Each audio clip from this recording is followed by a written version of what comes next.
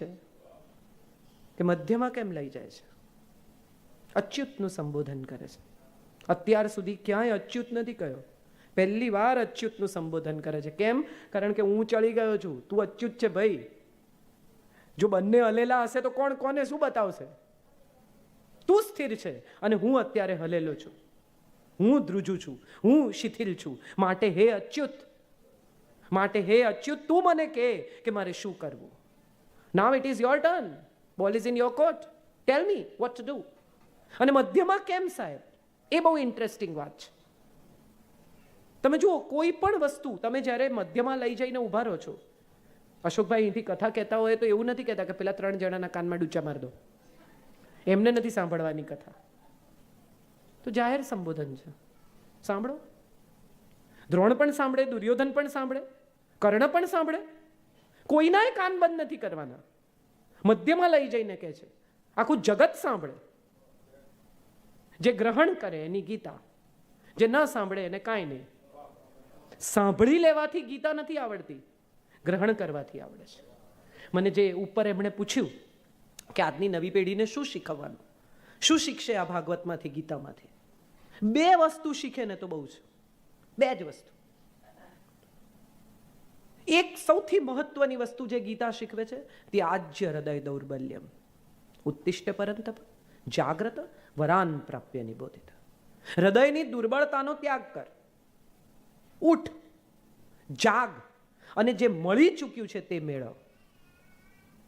તમે એક સારા પરિવારમાં, સંભ્રાંત પરિવારમાં, અફ્લુઅન્ટ ક્લાસમાં જન્મ્યા છો.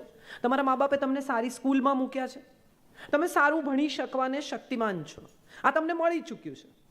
અને મળી ચૂક્યા છતાં તમારે મેળવવાનું છે. તમને સારી સ્કૂલમાં મૂકી શકે, તમને ભણાવી ન શકે.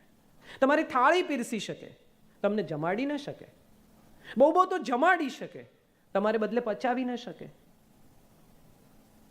તમને જે કંઈ મળી ચૂક્યું છે એ તમારે મેળવવાનું છે. આ હું માનું છું નવી પેઢીએ શીખવાની સૌથી મોટી ચીજ છે. You have been destined to this, but if you have been destined to this, rise and get it. It's your job to get it.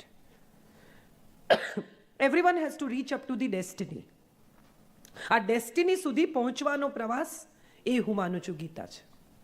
સૌની ડેસ્ટિની નિશ્ચિત છે એવું આપણે એકવાર માની લઈએ તો આ નિશ્ચિત ડેસ્ટિની સુધીનો પ્રવાસ એ ગીતા છે. કેવી રીતે ત્યાં સુધી પહોંચવું એ હું માનું છું જો નવી પેઢીને શીખવી શકાય તો એ એક વાત છે. અને બીજી સૌથી મહત્વની અને સૌથી ઇમ્પોર્ટન્ટ વાત જે કૃષ્ણના ચરિત્રમાંથી, ભાગવતમાંથી, ગીતામાંથી, ક્યાંયથી પણ તમને મળે છે એ છે કે જ્ઞાનનું બહુ જ મહત્વ છે. એણે ક્યાંય જ્ઞાનને નીચે નથી પડવા દીધું. બાકી બધું જ નીચે, થેન્ક યુ સો મચ, એણે બધું જ નીચે પડવા દીધું છે. પ્રેમ પડી ગયો, રાધાને છોડી દીધી, પત્નીને ઉઠાવી લાવ્યો. શિશુપાલની વાગદત્તા છે સાહેબ, કોકને વચન આપેલી, કોકના વિવાહ થયેલી છોકરી, એણે પત્ર લખ્યો કે મને લઈ જા, હું તો મનથી તને વરી ચૂકી છું અને જો હવે તું મને નહીં લઈ જાય તો હું આપઘાત કરીશ ને આપઘાત કરીશ તો મારું પાપ તારા માથે ને આમ ને તેમ. 6 શ્લોક સદેવ નામના બ્રાહ્મણ સાથે મોકલે છે. બહુ સુંદર શ્લોકો છે. અત્યારે પણ એમ કહેવાય છે કે જો પ્રેમમાં પડેલી છોકરી દ્વારિકાના મંદિરમાં શયન સમયે રોજ જઈને આ 6 શ્લોકોનું, રૂકમણીના પત્રનું પઠન કરે તો એને મનનો માનેલો મળે. આવી એક લોકવાયકા આજે પણ દ્વારિકામાં છે. અને કેટલીય છોકરીઓ રાતના આવીને રૂકમણીનો પત્ર વાંચે દ્વારિકામાં શયન સમયે, કારણ કે મનનો માનેલો મળે. તમે વિચારો, કઝિનની ફિયોન્સે, શિશુપાલ કઝિન છે, શિશુપાલની ફિયોન્સે છે, વાગદત્તા છે. બલરામ ના પાડે છે કે એમ ન લવાય કોઈને, એની વાગદત્તા છે. કેટલું ખરાબ સમાજમાં લાગે કે ભાઈની થનારી પત્નીને ઉઠાવી લાવ્યો. અને ત્યારે કેટલી સુંદર વાત, કૃષ્ણનો જવાબ ભાગવતમાં બહુ અદ્ભુત છે કે લગ્ન મનથી થાય છે, શરીરથી નથી થતા. અને જો એ મને મનથી વરી ચૂકી હોય તો એનો અર્થ એમ થાય છે કે શિશુપાલ સાથે લગ્ન કરીને પાપ કરશે. હું એ બંનેને પાપ નહીં કરવા દઉં, માટે લઈ આવીશ. લેવા જાય છે. અને આ જ વાત અહીંથી શરૂ કરીને મહાભારત સુધી લંબાય છે કે જ્યારે અશ્વત્થામાનું બ્રહ્માસ્ત્ર ઉત્તરાના ગર્ભ પર પડે છે, પરીક્ષિત મૃત જન્મે છે. ફરી પરીક્ષિતનું કનેક્શન ભાગવતમાં આવે છે.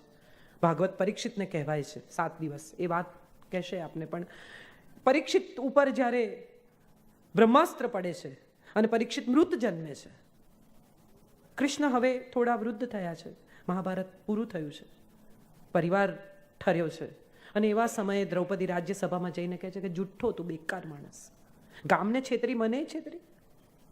મને તો એમ હતું કે કમસે કમ મારી સાથે સાચું બોલીશ.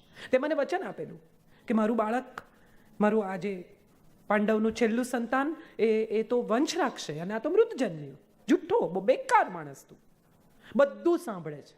રાજ્યસભાની વચ્ચે દ્રૌપદીનો ક્રોધ, એનો આક્રોશ, એનું આક્રંદ, કૃષ્ણને જે કંઈ કહે છે તે બધું એ સાંભળે છે. ને પછી ઊભા થાય છે અને એની સાથે સૂતાગારમાં જાય છે, ડિલિવરી રૂમમાં, જ્યાં પુરુષ કદી ન જાય. ત્યાં જઈને હાથમાં પાણીની અંજલિ લે છે અને ફરી 6 શ્લોકો બોલે છે. આ 6 શ્લોક બહુ રસપ્રદ છે. પહેલો શ્લોક એમ કહે છે કે મેં જો હંમેશા પાંડવોનું શ્રેય કર્યું હોય તો બાળક જીવતું થાય. મેં પાંડવોના શ્રેયમાં જગતનું શ્રેય જોયું હોય તો બાળક જીવતું થાય. મેં હંમેશા સુરાજ્યનું સ્વપ્ન જોયું હોય તો બાળક જીવતું થાય. મેં સ્વયં માટે કશું ન કર્યું હોય તો બાળક જીવતું થાય. અને છેલ્લું, મેં કદીએ સ્વાર્થથી કંઈ ન કર્યું હોય તો બાળક જીવતું થાય. ને છેલ્લો શ્લોક, છઠ્ઠો, કે મેં જીવનભર બ્રહ્મચર્યનું પાલન કર્યું હોય તો બાળક જીવતું થાય. પરીક્ષિત રડે છે. મૃત અનાઉન્સ થઈ ગયેલું બાળક રડે છે. બહુ સુંદર શ્લોક છે. કૃષ્ણ દ્રૌપદીની સામે જુએ છે, એની આંખોમાં ફરિયાદ છે, ઉપાલંબ છે કે તું બાકી તો જવા દે. You did not believe me, forget about it, I don't want to talk to you. કેટલી પીડા હશે. તમે વિચારો કે જે વ્યક્તિને અનકન્ડિશનલ અને જીવનભર મદદ કરી છે, એ વ્યક્તિ જ્યારે આવીને એમ કે તું જુઠ્ઠો છે અંત સમયે, કેટલું બધું ખરાબ લાગ્યું હશે. આઈ એમ શ્યોર. કૃષ્ણની હરિવંશની કથાઓમાં પીડા છે. કૃષ્ણ કંઈ હંમેશા ખુશખુશાલ ડાન્સિંગ ગોડ, મ્યુઝિક ગોડ નથી રહ્યા. એણે પણ ખૂબ પીડા જોઈ છે, યાદવાસ્થળી જોઈ છે. પોતાની નજર સામે પહેલો ઘા સાત્યકી પર, એનો પોતાનો મિત્ર, જેની સાથે જીવનભર એક દોસ્તી રહી, એવા માણસ ઉપર તમારે ઘા કરવો પડે. કેટલી પીડામાંથી પસાર થયા હશે. તો દુઃખી થઈને જતા રહે છે ત્યાંથી. અને એમના ગયા પછી સત્યભામા પૂછે છે કે આ બ્રહ્મચર્યનું શું કહી ગયા? હું સમજી નહીં. આટલી પત્નીઓ, આટલા પુત્રો, આટલા પ્રપૌત્રો, અને ત્યારે દ્રૌપદી આંખોમાં અશ્રુ સાથે જવાબ આપે છે કે કૃષ્ણના એક પણ લગ્ન સ્નેહ લગ્ન નથી, એના બધા દેહ લગ્નો છે. સ્નેહ તો ક્યાંક બીજે જ વસે છે. આ પીડા સાથે આખી જિંદગી જીવવું અને છતાં કમ્પ્લેન ન કરવી, એ કૃષ્ણ પાસેથી શીખવાનું છે. તમે કોકને અમસ્તાએ પૂછો ને કે કેમ છો, તો સવારે ઉલટી થઈ ત્યાંથી ચાલુ કરે. અરે ભાઈ, હું તમને કહું, મારી તો તબિયત એટલી બગડી ગઈ, મને તો આમ થયું, ગરમી, કોકને ગરમી બહુ. હમણાં તો કેટલા લોકોને હું જોઉં છું, ભગવાન ઉપાડી લે, બહુ ગરમી. અરે તો ઉપર ઠંડક છે એવું કોઈ પ્રોમિસ છે? આ ગરમી ઉપરથી જ આવે છે. ઉપર કદાચ વધારે હશે. સૂર્યની પત્ની સંજ્ઞા એના પોતાના પતિના તાપથી ભાગી છૂટે છે અને પોતાની જ બેન છાયાને સોંપી જાય છે કે રાખો. અને એ છાયાને 3 સંતાનો થાય છે, યમ, યમુના અને શનિ. અને યમુના ધ્રુજ્યા કરે છે, કોન્સ્ટન્ટ થરથરતી છે પિતાના ક્રોધથી. અને એ યમુનાને જ્યારે ઋષિઓને પોતાની યમુનાનો તાપ બહુ અસહ્ય થઈ જાય છે, ત્યારે કહે છે કે હું તો મારા ભીતરના તાપથી બળું છું. આ ભીતરના તાપથી બળતી યમુના, જ્યાં એને ગૌતમ ઋષિ કહે છે કે હું તને આશીર્વાદ આપું છું કે જ્યારે કૃષ્ણ અવતાર લેશે અને જ્યારે એના અંગૂઠાનો તને સ્પર્શ થશે ત્યારે તને શાતા મળશે. સાહેબ, જેના અંગૂઠાના સ્પર્શથી શાતા થાય, એ આમ હડપચી પકડીને ઊંચી કરે તો કેટલી શાતા વળી હશે ભીતર ક્યાંક. કેટલું બધું બદલાઈ ગયું હશે એક સેકન્ડમાં અંદર. એની સામે ઊભા રહેવાથી પણ તમને એમ થઈ જાય કે કંઈ માગવું નથી, કંઈ જોઈતું નથી, બસ તને મળી લીધું, સારું લાગે છે. હવે ક્યારેક કોઈક દિવસ મને જરૂર પડે તો આવીને ઊભો રહેજે ભાઈ, એનાથી વધારે કાંઈ તારી પાસે જોઈતું નથી. અને આવું તમે ન કહો તોય, તમે જો ખરેખર હૃદયપૂર્વક બોલાવો તો આવ્યા વગર રહેતો જ નથી. એ નરસિંહ હોય તો પણ, એ મીરા હોય તો પણ, એ સૂરદાસ હોય તો પણ, એ રસખાન હોય તો. પઠાણ રોજ જંગલમાં જાય છે, એની સાથે એક નાનો છોકરો રમે છે સાહેબ, અને એ છોકરો માખણ ખાય ને મોરપીંછ પહેરે ને આવું. એ આવીને કોકને કહે છે તો કે કૃષ્ણ છે, અને રસખાન આવીને કહે છે કે એમ, તો ચલો ચલો તમને બતાવું. જ્યારે લોકોને બતાવવા જાય છે ત્યારે ત્યાં કૃષ્ણ નથી, ભીતર છે સાહેબ. બહાર બતાવવા ગયા તો મર્યા. જે ક્ષણે કૃષ્ણનું પ્રદર્શન કરવાનો પ્રયત્ન કર્યો, એ ક્ષણે કૃષ્ણ વેનિશ. અનુભવો, સંવાદ કરો, ઝઘડો, રડો, ફટકારો એને, બધું કરો, પણ અંગત. તમારો કૃષ્ણ જુદો, એમનો જુદો, આમનો જુદો, આમનો જુદો, આમનો જુદો. દરેક ગોપીને મળે. કોઈ પણ ગોપીનો કૃષ્ણ બીજી ગોપી જેવો નથી. આ મજા છે. આ હું માનું છું ભાગવત શીખવે છે કે કોઈનો કૃષ્ણ બીજા જેવો નથી. તમારો ઈશ્વર તમારો પોતાનો છે, એનો ઈશ્વર એનો છે, આનો આ છે, આનો આ છે. ન પડો એમાં. કોઈના ઈશ્વર સાથે તમારા ઈશ્વરની સરખામણી ન કરો. એ હું માનું છું ભાગવત શીખવે છે. આપણે બધા બહુ સરખામણી કરીએ કે ઇસ્લામમાં આમ કીધું ને ફલાણામાં આમ કીધું ને આમાં આમ કીધું. કોણે કીધું? કોઈએ સાંભળ્યું છે? મેં નથી સાંભળ્યું. શાસ્ત્રોમાં આમ લખ્યું છે. કેટલા લોકોને મેં એવું કહેતા સાંભળ્યા છે, આવું શાસ્ત્રમાં લખ્યું. કયા શાસ્ત્રમાં? કાઢીને બતાવો, પાનું કહો. હું કહું ગોકર્ણ ગીતા 27માં પાને છે, ચોથા સ્કંદનો 79 અને 80મો શ્લોક. 2 જ શ્લોકમાં ગોકર્ણ ગીતા કહે છે. એના પિતાને એમ કહે છે કે એ તમારો દીકરો છે અને તમારો દીકરો જો તમને ત્રાસ કરતો હોય તો મહેરબાની કરીને એને છોડો અને તમે તમારા આત્માનું કલ્યાણ કરો. આવું આજથી હજારો વર્ષ પહેલા ગોકર્ણ નામના માણસે ભાગવતના ચોથા સ્કંદના 79 અને 80મા શ્લોકમાં કહ્યું છે કે સંતાન પણ જો નકામું હોય તો એને છોડી દેવામાં તમારા આત્માનું કલ્યાણ છે. હમણાં અહીંથી વૃદ્ધાશ્રમની વાત કરી વિજયભાઈએ. મારે તો એક એ પણ વાત કહેવી છે કે વૃદ્ધાશ્રમમાં રહેવું એ કોઈ બહુ દયનીય, અસહ્ય, બહુ પીડાદાયક પરિસ્થિતિ નથી. શેને માટે આપણે એને દયનીય, અસહ્ય પરિસ્થિતિનું સ્વરૂપ આપીએ છીએ? કોઈક વાર એવું થાય કે બધા જ સંતાનો વિદેશ રહેતા હોય અને માં અહીંયા એકલી રહેતી હોય, એને બદલે કોઈ સારા 5 સ્ટાર વૃદ્ધાશ્રમમાં રહેતી હોય તો એને એની ઉંમરના લોકોની કંપની મળે, એને ડૉક્ટર મળે, એને 4 લોકો સાથે વાત કરવાની તક રહે. શું કામ આપણે એવું વિચારીએ છીએ કે વૃદ્ધાશ્રમ ખરાબ જ હોય, છોકરા કાઢી જ મૂકે? આવું કંઈ હોતું નથી. આ બધા મન સાથે જોડાયેલા વહેમો છે. મને એવું લાગે છે કે જેને જે ગમે ને એ પ્રમાણે જીવે એવી તક જો મળે તો માનવું કે સુખી છે. આ સાદો હિસાબ છે જિંદગીનો. તમને શું ગમે છે? તમને સંગીત સાંભળવું ગમે છે અને તમારી પાસે 4 મ્યુઝિકના કાર્યક્રમ છે મહિનાના અંતે, સાહેબ તમે સુખી છો. તમને સારું ખાવાનું ભાવે છે, નવી રેસ્ટોરન્ટ ખુલી છે, તમારા 4 મિત્રો છે, તમને કહે છે ચાલો જઈએ, તમે જઈ શકો છો, ખાઈ શકો છો, પચી જાય છે, સાહેબ તમે સુખી છો. સુખી હોવું હમણાં બહુ સરસ. એક દિવસ જુનાગઢ ગઈ હતી તો ભીખુદાનભાઈને મેં પૂછ્યું, મેં કીધું તમારા હિસાબે સુખ શું ભીખુદાનભાઈ? બહુ જબરદસ્ત વાત કરી. ભીખુદાનભાઈ જ્ઞાની, અત્યંત જ્ઞાની અને બહુ રસપ્રદ વ્યક્તિત્વ છે. બહુ સરસ વાત કરી ભીખુદાનભાઈએ કે તમારી પાછળ પોલીસ ન દોડતી હોય અને તમે ડોક્ટરની પાછળ ન દોડતા હો તો માનવું કે તમે સુખી છો. આનાથી વધારે સુખની કોઈ વ્યાખ્યા જ નથી.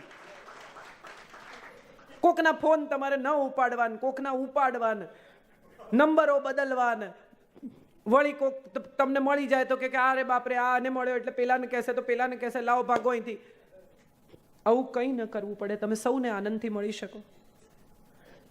અને સાંજના છેડે તમારા 3 ડૉક્ટરને, પણ ડૉક્ટરની બી એક મજા છે, મને બહુ ગમે છે. ડૉક્ટર અને વકીલ આ 2 જણા કદી પરફેક્ટ થાય જ નહીં. એ જીવનભર પ્રેક્ટિસ કરે અને એ પ્રેક્ટિસ આપણા ઉપર કરે. દર વખતે એક નવો પેશન્ટ, એની નવી પ્રેક્ટિસ. અને આ નવી પ્રેક્ટિસની મજા શું કે કોઈ દિવસ ક્યારેય તમને ખાતરીપૂર્વક એમ ન કહી શકે કે તમે સાજા થઈ જશો કે તમે કેસ જીતી જશો. We will try. બહુ સારો હોય તો કે we will try our best. પણ કોઈ તમને એમ કે થઈ જશે તો એવો એક જ છે, એ તમને એમ કે આવ્યો ને જા કરી દઈશ, 100% કરી દઈશ, તું ચિંતા ન કર, તારું કામ થઈ જાય, તું સુઈ જા ઘેર જઈને. કેટલા દાખલા. મિત્ર છે સુદામા, દોસ્ત એકદમ પાક્કો, કોઈ દિવસ ગયો નહીં. એક દિવસ પત્નીએ કહ્યું ભાઈ તું જા, ભાઈ તું જા. તમે વિચારો કેટલી કેટલી મજાની જિંદગીઓ હોય છે જગતની. શૈલેન્દ્ર, રાજ કપૂરના આટલા સારા લિરિક રાઇટર, રાજ કપૂરની ફિલ્મોના ઉત્તમ ગીતો હસરત જયપુરી અને શૈલેન્દ્રએ લખ્યા. શૈલેન્દ્રજી મુશાયરામાં કવિતાઓ વાંચે. રાજ કપૂર એક દિવસ મળવા ગયા અને એમણે જઈને કહ્યું કે મારી ફિલ્મો માટે લખો યાર. એ વખતે ગીતકાર અને કવિ 2 જુદા. ફિલ્મોના ગીતો ના લખે, બેકાર. કવિ એટલે મુશાયરામાં વાંચે, એનું સન્માન હોય, એને તાળીઓ મળે. ગીતકાર એટલે ફાલતુ પૈસા લઈને ગીત લખે. આવું આપણે ના પોસાય. એટલે શૈલેન્દ્રએ કહ્યું કે હોશ મેં આવો, મેં કવિ હું, ગીતકાર નહીં હું. ભલે. રાજ કપૂરે એક કાર્ડ આપ્યું અને કહ્યું કે ભાઈ કોઈ દિવસ જિંદગીમાં જરૂર પડે, ઈચ્છા થાય, મળવાનું મન થાય તો આવજે. એ પછી શૈલેન્દ્રની જિંદગી વીતી. લગ્ન કર્યા કમલા નામની બહેન સાથે, જીવન ચાલ્યું, કોઈ બીજો સમસ્યા રહી નહીં. પણ પૈસા બહુ ખૂટે. પરિવાર, છોકરાઓ ધીમે ધીમે વધતું ગયું. મુંબઈ જેવું શહેર. પત્ની રોજ કહે કે પેલું કાર્ડ છે રાજ કપૂરનું, આટલું તમને કીધું પણ જતા નથી. આ સુદામાની પત્ની જેવી કે છે તું વારે વારે કે કૃષ્ણ ઓળખે છે, કૃષ્ણ ઓળખે છે, જા. શૈલેન્દ્રની પત્નીએ કહે કે તું વારે વારે કહે છે રાજ કપૂર આવ્યો તો, રાજ કપૂરે જતો તો છે નહીં, ક્યાંકથી મળ્યું હશે કાર્ડ. એક દિવસ એમને પણ ચીડ ચડી, ઘરમાં બિલકુલ પૈસા નહીં. વરસાદ પડે મુંબઈ શહેરનો અને ગયા રાજ કપૂરને ત્યાં. જઈને રાજ કપૂરને કહ્યું કે મેં આયા હું, આપને કહા થા કામ લેને કે લીએ. રાજ કપૂરે કહ્યું કે મારી ફિલ્મ પૂરી થઈ ગઈ છે, બરસાત, ટાઇટલ સોંગ બાકી છે, લખી શકે? કોશિશ કર શકતા, I will try my best. વકીલ જેવું. એટલે એણે કહ્યું અચ્છા ઠીક છે, લખ. બહાર બેસાડ્યા, ચાબા પીવડાવી. ખૂબ વરસાદ, પેન્ટ વાળીને આવેલા, આટલું આટલું પાણી. બહાર બેસીને એણે લખ્યું, બરસાત મેં હમસે મિલે તુમ સજન, તુમસે મિલે હમ. કવિ કેવી સિચ્યુએશન્સમાંથી ગીત લખી શકે? પીડામાંથી પણ ગીત જન્મે. તીસરી કસમ બનાવી, પૈસા વૈસા ખતમ થઈ ગયા, પોતાના જ લોકો રખડાવે, પોતાના જ લોકો હેરાન કરે, પોતાના જ લોકો મદદ ન કરે, પૈસે ટકે તદ્દન ખુવાર થઈ ગયા.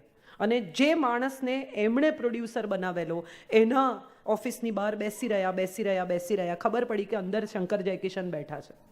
2.5 કલાક એમને બહાર બેસાડ્યા. આ એ જ લોકો કે જેની સાથે વર્ષો વર્ષ કામ કર્યું. હવે પૈસા નથી, કોઈ નથી.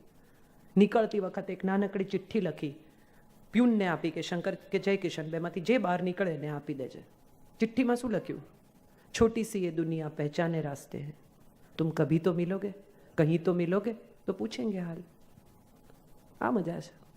તો સુદામા જેવો મિત્ર ત્યાં પહોંચે છે, માંગી શકતો નથી, પૈસા નથી, કશું નથી. પત્નીએ ધકેલ્યો છે, આવ્યો છે બિચારો, પણ કહી શકતો નથી કે મને પૈસા જોઈએ છે, મને કંઈક મદદ કર.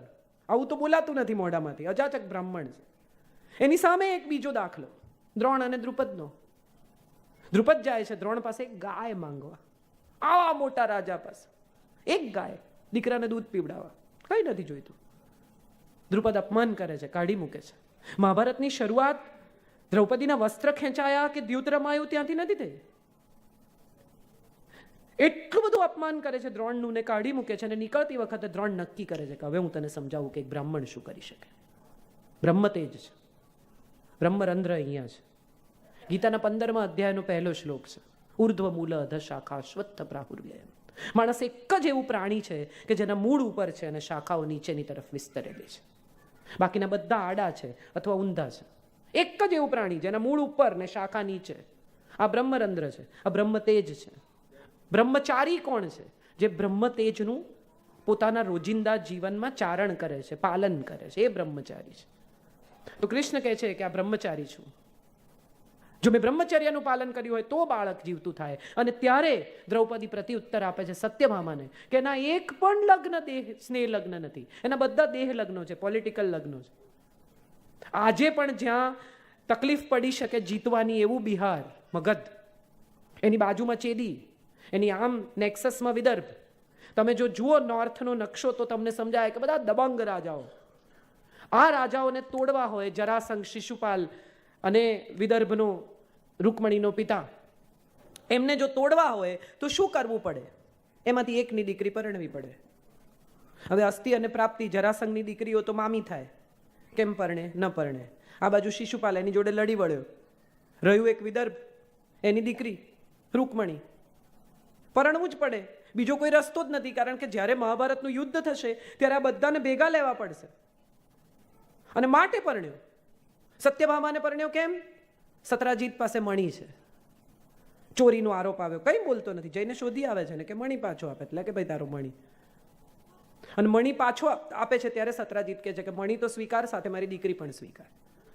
સત્યભામા, સૂર્યની દીકરી, મિત્રવૃંદા, કાલિંદી, યમુના. મજાની વાત એ છે કે આ બધી જેટલી સ્ત્રીઓ સાથે પરણ્યો એની પાછળ એક એક કથા છે. અને આ બધી કથાઓમાં ક્યાંય પણ કૃષ્ણ પ્રેમમાં પડ્યા એવું વાક્ય આવતું નથી. ક્યાંય કોઈ કથામાં કે પછી કૃષ્ણને પ્રેમ થઈ ગયો. પ્રેમ એક જ વાર થયો અને એને મૂકીને નીકળી ગયો. કેમ? તો કે એને ભેગો લઈ ગયો હોત તો આ બધું કરી જ શક્યો હોત નહીં, પછી પ્રેમમાં જ રહ્યો હોત. કરતી વખતે પૂર્ણપણે સ્વયંને સમર્પિત કરીને જે કરો તે કરી લેવાનું ને કર્યા પછી નીકળી જવાનું ને પાછા ફરીને નહીં જોવાનું, એ કૃષ્ણ શીખવે છે. પ્રેમના સમયે પ્રેમ કર્યું, યુદ્ધના સમયે યુદ્ધ કર્યું, રાજનીતિના સમયે રાજનીતિ કરી. ક્યાંય રાજનીતિમાં એમ નથી કહ્યું કે પછી એક મારી ગર્લફ્રેન્ડ હતી રાધા, આવું ક્યાંય નથી કહ્યું. કેટલા બધા લોકો ખબર છે કોલેજમાં સ્કૂલમાં પ્રેમ હોય, અટ્રેક્શન, ઇન્ફેચ્યુએશન, જે તમારે એને ટાઇટલ આપવું હોય,